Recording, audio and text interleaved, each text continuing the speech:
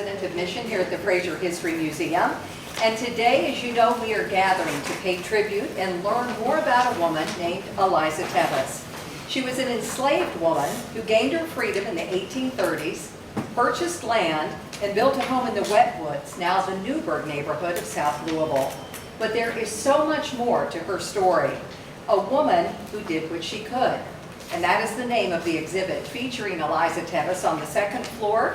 We hope you had a chance to see it. If you didn't, you can go after the program and we'll have some folks up there to answer any questions you might have about it. We talk about the collaboration that we did with that exhibit with the University of Louisville in curating the exhibit with one class. We're also going to talk about how it's going to continue with another class at the University of Louisville. Some students who worked on the exhibit are going to be weighing in today and talk about their personal observations after they got to know Eliza just a bit better. Also, welcome to members of the Eliza Tevis Society. If you're in the audience, raise your hand. Very good. Welcome. We are thrilled to have you today. One of the folks from that group, Janice Carter Miller, we're going to hear from her in just a moment. She is a descendant of Eliza Tevis. But first, we want to introduce Steve Weiser with the Louisville Historical League. This program is part of their monthly meeting. Many of them are in the audience today. If you're a member of the league, we welcome you. Thank you all so much for coming. Steve has a few words about Eliza Tevis, a woman they keep coming back to with programming, and a special proclamation that he brought with him today. So I'm going to turn it over to Steve Weiser.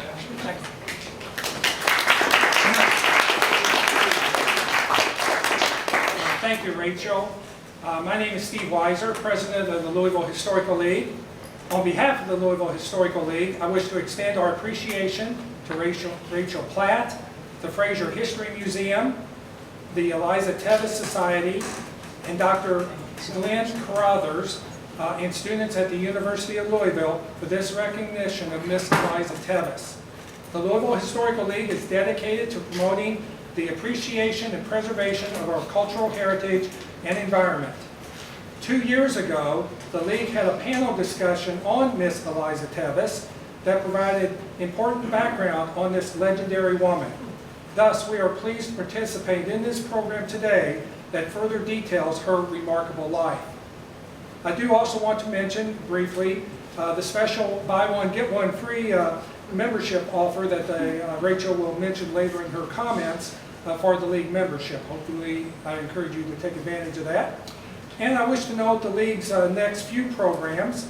On Saturday, March the 2nd, a new book will be announced called Soulful Sounds of Derbytown, which will be premiered at the Kentucky Center for the Arts, which was produced by several of our LHL board members. And on Sunday, March 17th, will be on the campus of the University of Louisville with a program by historian Tom Owen, who I see here in the, present with us today. Thank you, Tom. The League also offers free membership for those 30 years and younger to our organization, and our dues, our regular dues, are very affordable.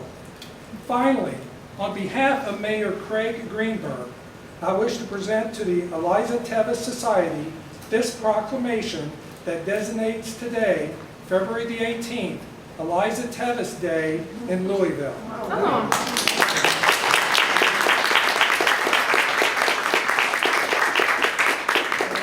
If Nat Green is here today, Ernestine Lyons, is she here today? There you go. I'll present it to you. There you go. Sure, go right ahead. Good afternoon. Good afternoon. Will the descendants of the Eliza Tevis stand? The members of the Eliza Tevis Society stand? The Petersburg Newburgh Cemetery Committee and the Friends of the Historical Forest Home Cemetery Incorporated, where Eliza Tevis is buried. Will you all stand, please, while I read?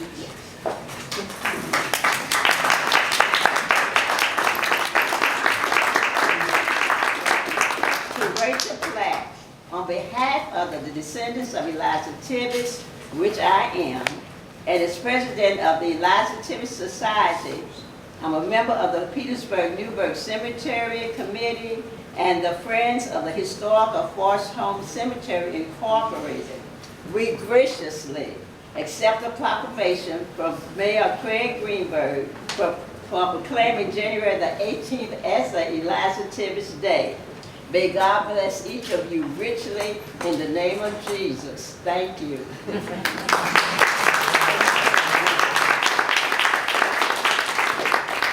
We'll get an official photo later of that proclamation.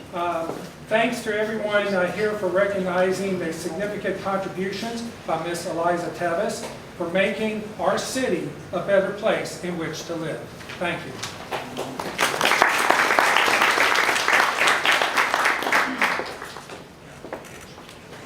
And thanks to the Historical League for facilitating that proclamation. They get all the credit for that. Thank you all so much. I think you said my name, but really.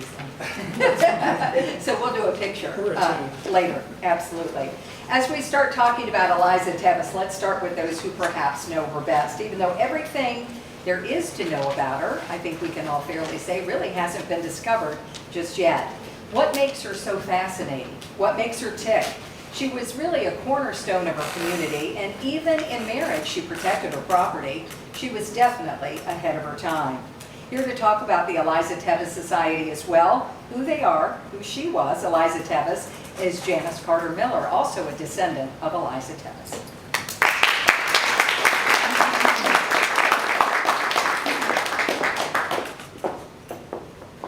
Good afternoon. I have to get a little close to the microphone. Usually I have a really loud voice, but here lately it's not so loud.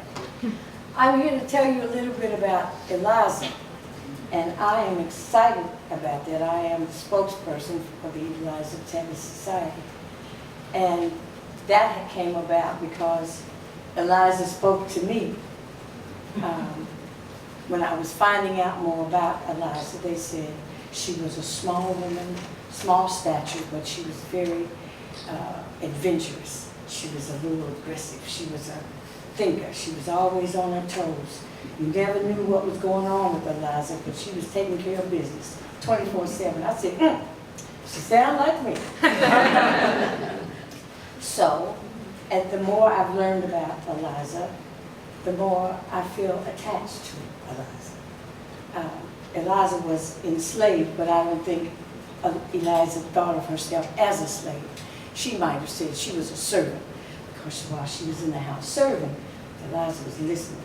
Eliza is one of those people who was your first, what we would call first community organizer. She was your first community activist. She was an entrepreneur before we knew the word entrepreneur. She was a real homeowner, a landowner. This is the things that she did in the community. She purchased land. She also owned slaves, but she didn't own slaves in the same way that enslavers owned slaves. She owned slaves to protect them, especially the children of those slaves that had been sold off down south. Eliza took them in, she bought them, she put them to work, she gave them half the money that was paid for them to work, with the deal that whoever put them to work had to teach them how to read and to write. Okay, so Eliza was no joke. That's what I say about Eliza. Eliza didn't play. She married a couple of times, and she was actually one of the probably few people that was emancipated in 1833, way before the Civil War. And she took on some roles in the community. Eliza was a co-founder, or founder, I'm going to say she's the prominent founder of Forest Baptist Church. You know, she had church in her, I say her living room.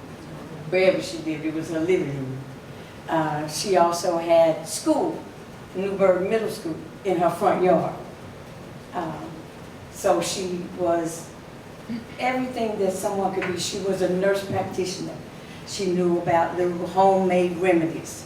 She saved her enslaver from about, okay, we won't say smallpox, because what we're doing now is we're researching everything about what Eliza went through to make sure that the spoken word or the passed down oral history is documented to be either true or verified in some kind of way.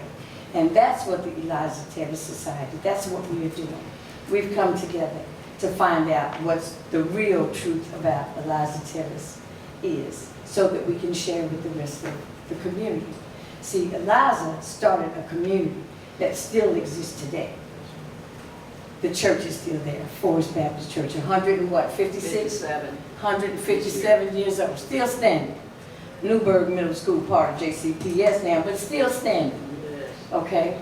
But I'd like to also, when I spoke to Rachel, I was a teaching artist for the Fund for the Arts this summer, and I taught 2 classes at Newburgh Community Center.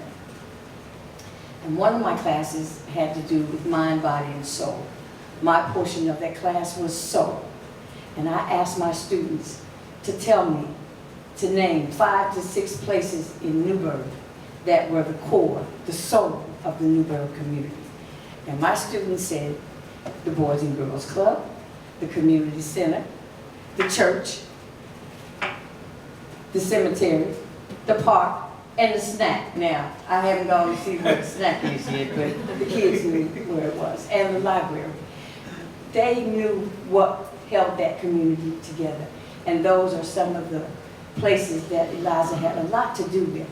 And Newburgh is still run today by a free woman, Miss Barbara Shanklin. So if you have any more questions, and as we do part 2, we'll tell you about the rest of Eliza's tales. Right.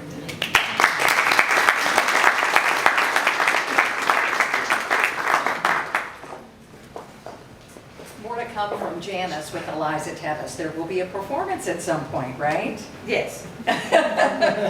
So we're keeping that a little under wraps. Not much more on that today, but know it's coming. Before we get to our collaboration with U of L, we want you to look at this image right here of Eliza Tevis. What I love about it, you see her, but you don't see it. It's a little bit like her life and the process of discovery about her, a mystery that really keeps revealing itself, but not completely. That image is created by visual artist Irene Mudd, who originally created her knitted portraits for a Bachelor of Fine Arts show at the University of Louisville. It explored themes of women's untold stories. How perfect is that? The piece is on loan to us from the Filson Historical Society. Please welcome the artist herself. I'm so excited to hear about this creation, Irene Mudd.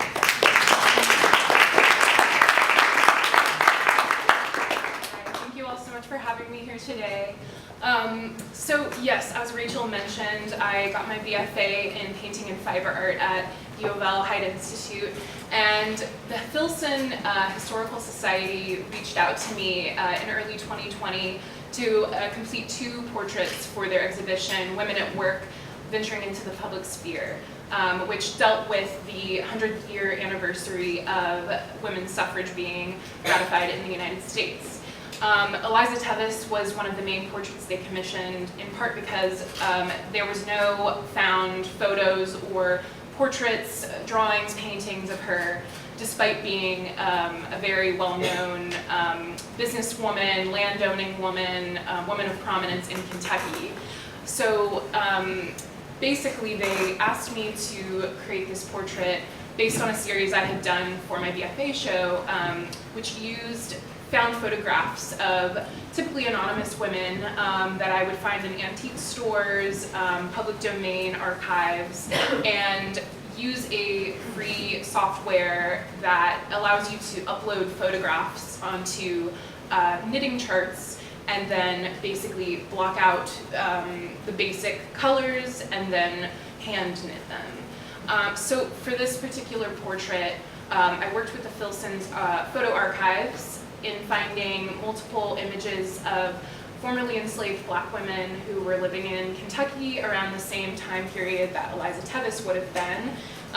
So in lieu of an actual photograph of her, we used multiple images of these women and basically created transparencies of their faces, which we then layered on top of each other to create this brand new visage of a woman that existed, but no photographic evidence exists. So that's kind of how you get that spectral, sort of ambiguous photograph, and I was extremely honored to be asked to create both of the portraits, but particularly Eliza Tevis, because I myself had not heard about her, and I'm very excited to learn more about her today. But the point of that series of portraits that I did create in school was speaking about how women's histories, stories are erased from public discourse. And it was quite a literal connection with Eliza Tevis, who, yeah, again, despite being this prominent historical figure in Kentucky, doesn't have an actual likeness of her. So thank you again so much for having me today, and I'm really looking forward to the rest of the presentation.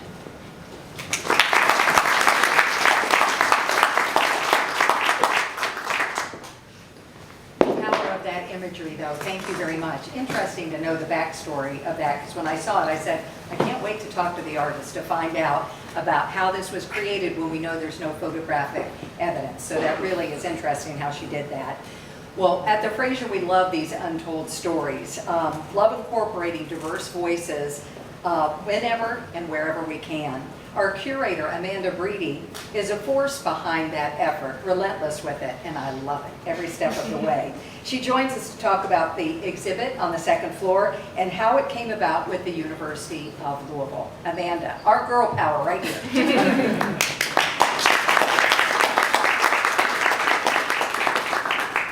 Well, thank you, Rachel. As Rachel mentioned, I'm the senior curator of exhibitions here at the Fraser, and something that's really important to me in my work is representation and telling diverse stories so that every single person that comes to the Fraser sees themselves in Kentucky's history. That's something that you can see outside in Cool Kentucky, where we're sharing stories about all of these different people, places, and things that make Kentucky so cool. But I think where you can see it most is in the Commonwealth Divided We Fall that's on the second floor. This is an award-winning exhibition, and it features many of these diverse and lesser-known stories from Kentucky's history and incorporates artwork and poetry from Black artists. And in this exhibition, we tried really hard to represent as many voices as possible. So we have African-American stories and LGBTQ stories and women's stories, people with physical disabilities, Native Americans, representing all of these different people so that everyone can relate to someone when they see that exhibition. I think that's something else we do really well at the Fraser is talk about the importance of place. We're a Kentucky History Museum. We talk about our state, the Commonwealth, all the time. But we're working to kind of narrow down that focus. So in our upcoming project, 120 Cool Kentucky Counties, we are collecting a story from every single county in Kentucky so that you can tell the individual story of each county. But we're also focusing in even more on individual neighborhoods, like in our exhibition West of 9th, Race Reckoning and Reconciliation that we had a few years ago. That exhibition was in the wake of the Breonna Taylor protest, and we were able to look at Black communities in Louisville, see where they were, why they moved, and how they changed over time. We got to tell the history of each of the 9 neighborhoods that make up West Louisville and what makes each of those neighborhoods unique.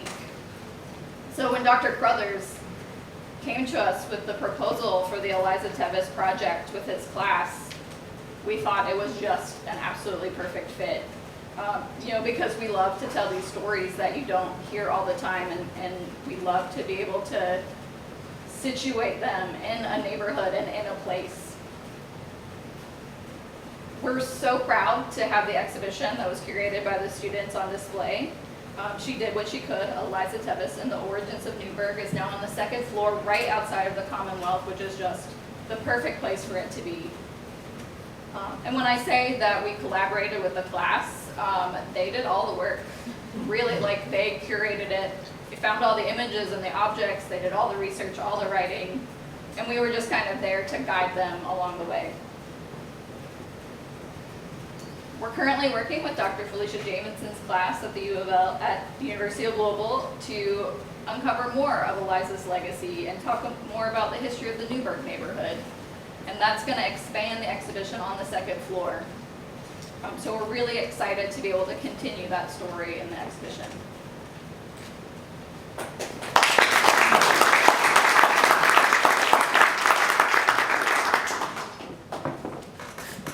us right into Dr. Glenn Crothers and his introduction to public history class. Several of his students, I think we have 4 who are joining with us today to talk about what that project meant to them after they did so much research. Dr. Crothers, we're going to have you lead off, then we'll have you introduce the students who are with us today.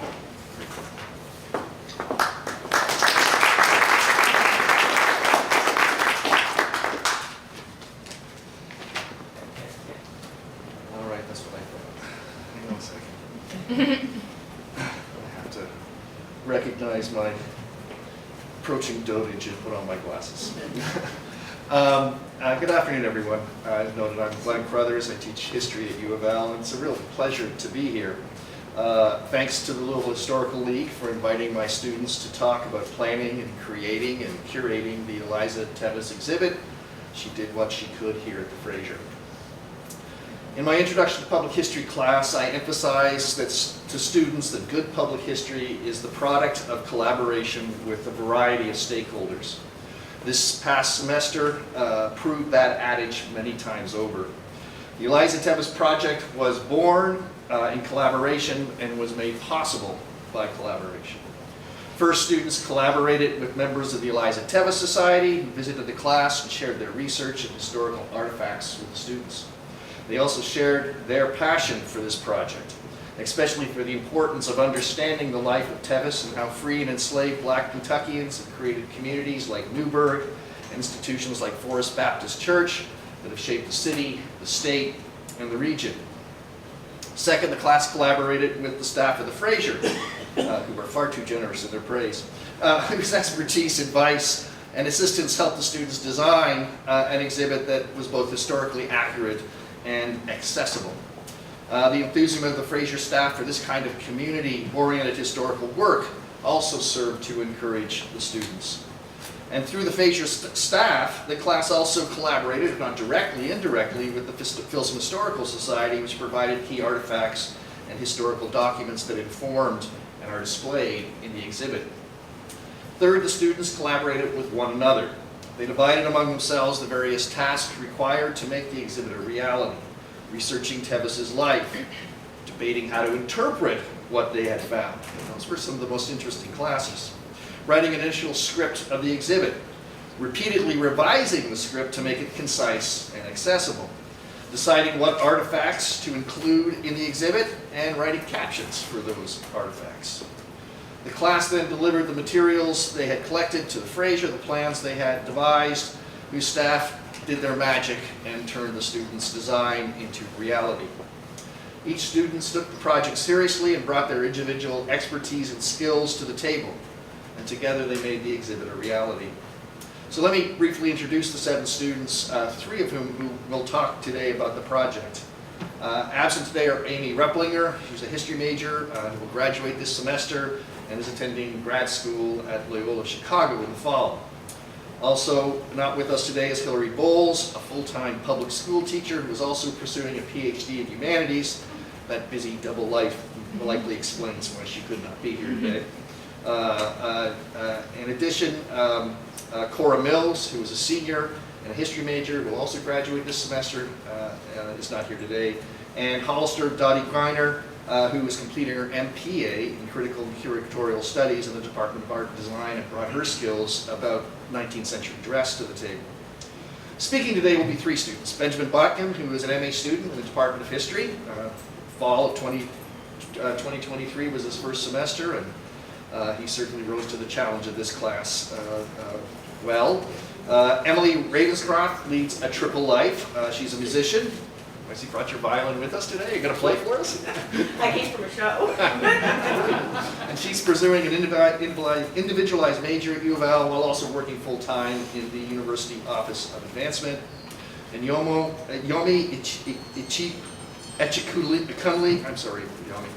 The thing is, I practiced it beforehand, and I still screwed it up. Yami Ichikuli is a PhD student in the Department of Pan-African Studies. So I'll turn it over to Benjamin first, and then Emily, and then Yami.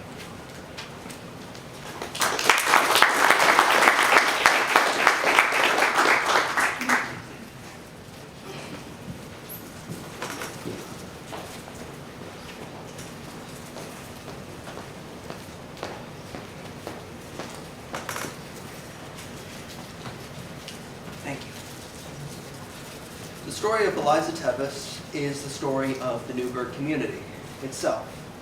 It is one of the many things that makes this story so remarkable. How one woman's personal achievement in the face of adversity meant the establishment of a community that would endure for nearly 200 years. Eliza Tevis wielded her wealth and power and influence so that those black children under her roof would be able to learn to read.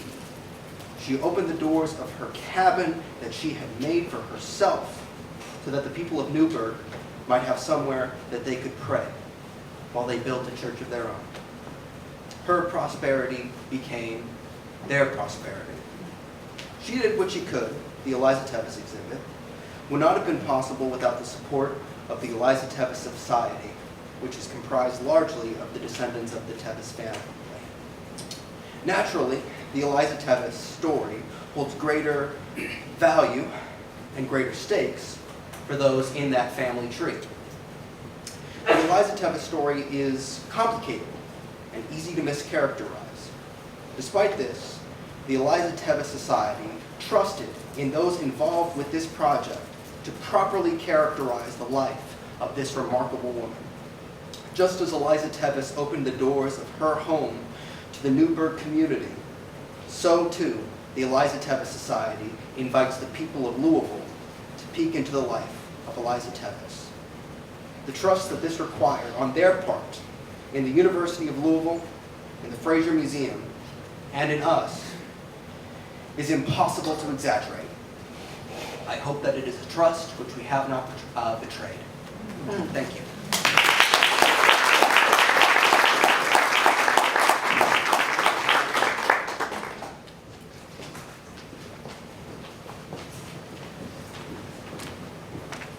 If you had told me at the beginning of last semester that I'd be standing in front of a podium talking about an exhibit that I made for a museum, I probably would have laughed at you.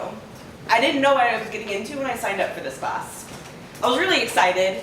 I'm a liberal arts major, but I'm originally a history major, and I wanted to take a class that, got me back into history. Then I got the syllabus, and I saw we're making an exhibit, and I went, huh? What did I sign up for? And then I met the Eliza Tevis Society in one of our first couple class meetings, and it just blew me away the amount of research they came with. Because without that research, there would not be an exhibit upstairs. These documents were hard to find, hard to put together, and they had already pieced together the life of Eliza Tevis so well. And we merely took those notes and ran with them. And I hope we did you proud. As Ben said, the amount of trust you put in us was immense and at times overwhelming. Eliza is a figure that we should all remember. I think the title of this exhibit, She Did What She Could, really shows that she was a complicated person living in a complicated time. We can't put her in just one box and say that she was perfect. We can't put her in another box to say that she was wrong. She did everything she could. She was a black woman. She was a woman in a time when both of those titles gave you nothing in the world. And she made something so great out of it. She also wrote a prenup, which it wasn't actually a prenup, it was a de facto prenup, but still, she planned ahead. She was just like, no, this is mine. She earned it and she knew it. I can only imagine that she was probably a force to be around. She probably just commanded respect and knowledge. And I think us standing here talking about her in 2024 is a testament to that. We don't have her journals, we don't have her pictures, and yet we know so much about her. And I hope if you've not gone up and read what we have written, please do. And I hope it sparks some questions, and maybe you can look more into the history that surrounds you every day here in the city of Louisville, because I'll tell you what, we found so many things that didn't make it into there, like her connection to U of L, which I didn't quite know, but James Guthrie, who was her lawyer, was the third president of the University of Louisville. And it's little things like that that just remind you that no matter how big or small you feel in a moment, you can make a really big difference just being yourself. Thank you.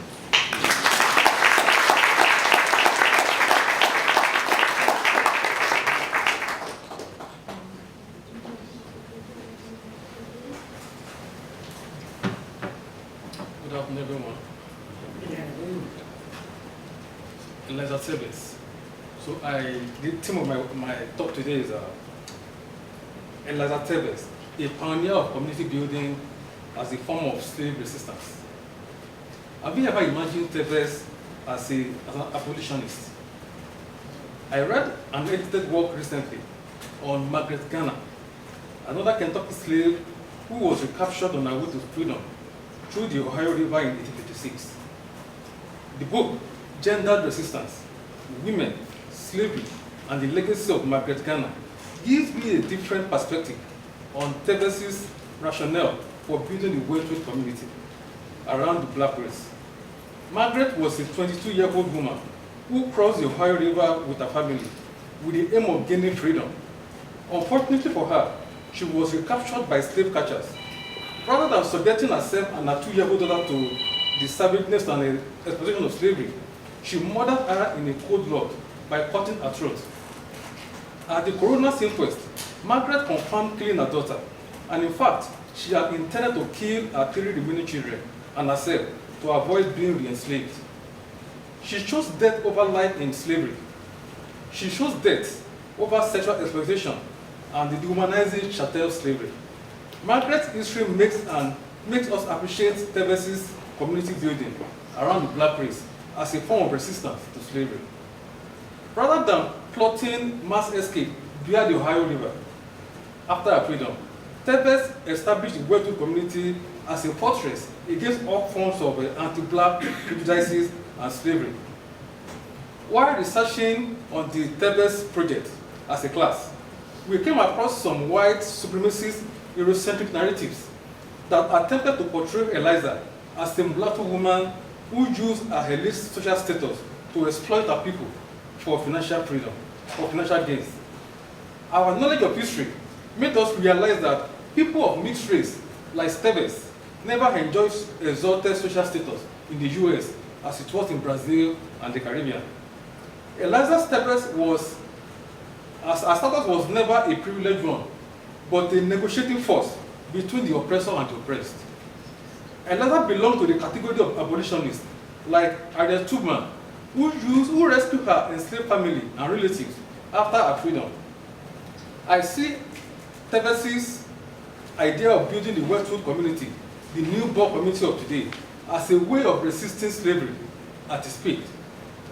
I think she deserves to be remembered as such, the first black woman who built the community as a form of resistance to slavery.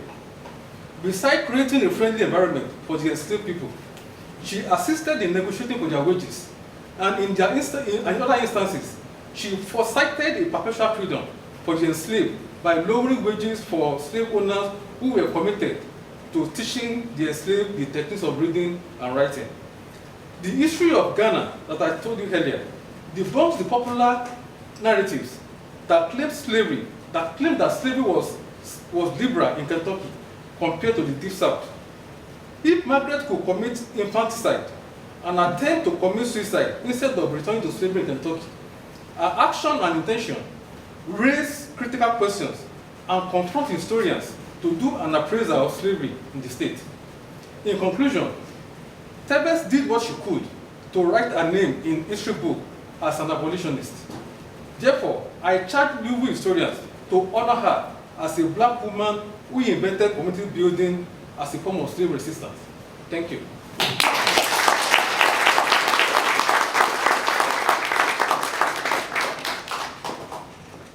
Thank you to those students who participated today from Dr. Crothers' class. The good news for us is this exhibit is not finished. Another class at U of L is going to be adding it under the direction of Dr. Felicia Jameson.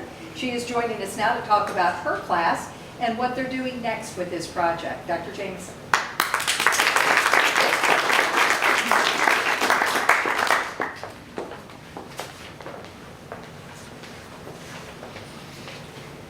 Good afternoon, everyone. First, thank you to the Fraser History Museum and the Louisville Historical League for organizing this event. So I'm Felicia Jameson, an assistant professor of history and comparative humanities at the University of Louisville. So I'm currently teaching an African Americans public history course that will build on the outstanding work that we just heard about from Dr. Crothers' class. So whereas the current exhibit focuses more so on Eliza Tevis and the origins of Newburgh, my class project will center on the experiences of community members in Newburgh, both past and present.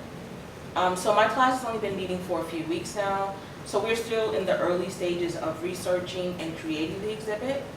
Nonetheless, with the assistance of U of L Archive and Special Collections, I see Tom Owens in the back, our contacts here at the Fraser, more specifically Casey Harden and Amanda Breedy, and our conversations with the Eliza Tevis Society members, our project has begun to take shape within the last few weeks.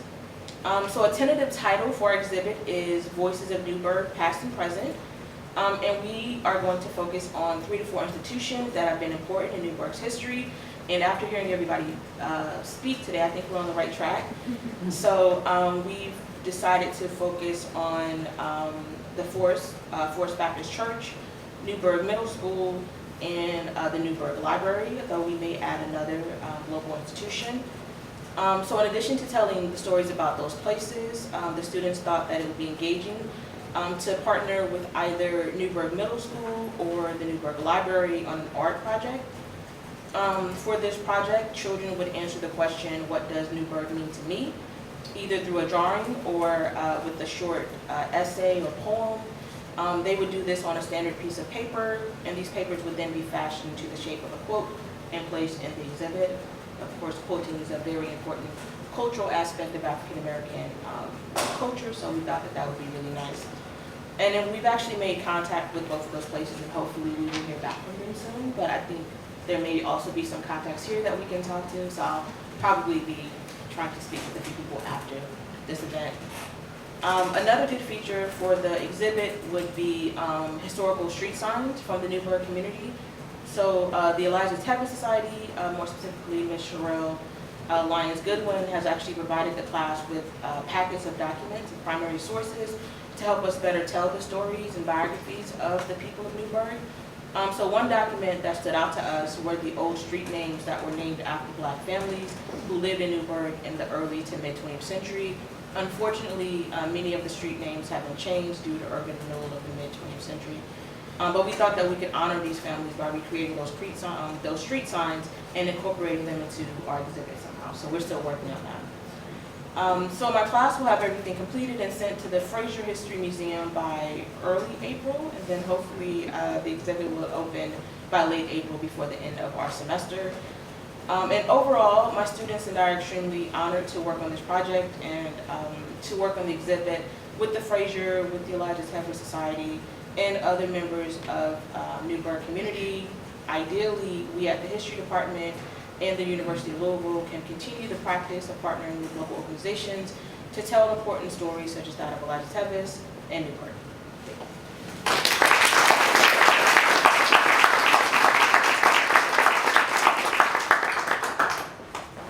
I love that. So the work continues. That's going to be really exciting. So we may have to gather again once your class is done with everything. And I think we really need to point out to everybody in the Tevis Society, if it weren't for you, if it weren't for the work that you all did, none of these things would be happening. So kudos to you for bringing this to light and bringing it to everybody's attention, because the story is amazing and needs to be told. So round of applause. Can't wait to see what else we're going to learn about Eliza Tevis and see if this picture gets any clearer to any of us. I think it did a little bit to me today after hearing from more of these voices. What I would like to do is see if anybody has any questions for any of the people who spoke today, because I can bring them back up. Does anybody have any questions before we? Yes, ma'am, stand please. I'm going to have you stand if you don't mind. Thank you. It may have been announced, but I missed it. When did the society start here? Does somebody want to come up from the Tevis Society? Who Or I'll take started it? Was it a relative that started it? Who started the Tevis Society? Well, we we actually started just by coming together at the, what's now the Bashford Bed and Breakfast. And we were just coming and bringing food and eating and talking about Eliza Tevis.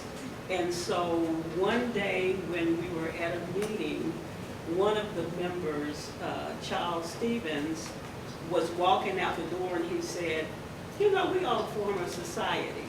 And so that sticks in my mind, and at that point, and that was probably about 2017, and at that point, we said, okay, yeah, that sounds like a good idea, let's go for it. And we've been going ever since. So that's when we began, about 2017. Thank you very much. Anyone, yes, me? Well, come on. No, I just want to say, it's not just the Eliza Tevis Society, it's also some of the relatives from the enslavers. Right, and that, We're a joint group, so that we can kind of compare notes with each other.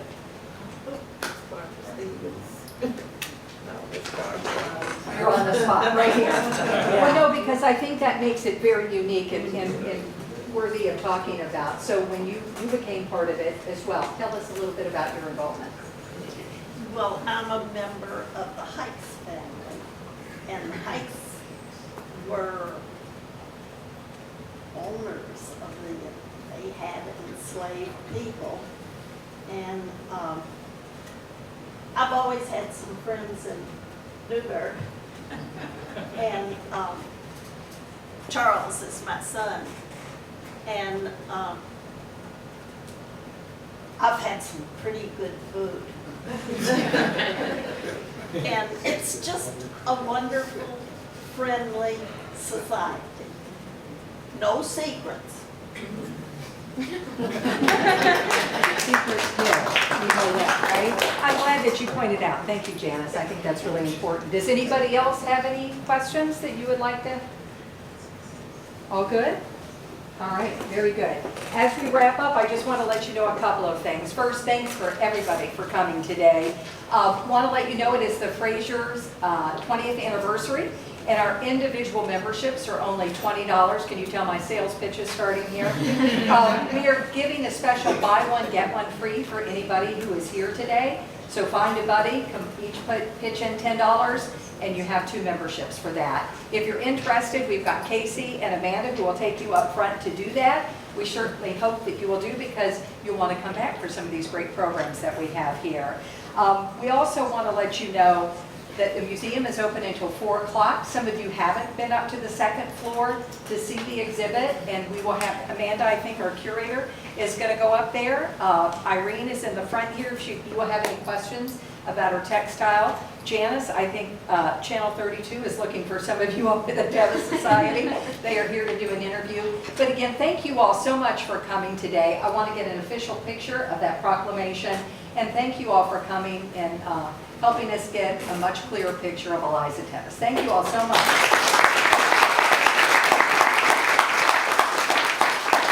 Anybody who wants to take advantage of the membership, just raise your hand, and Amanda and Casey will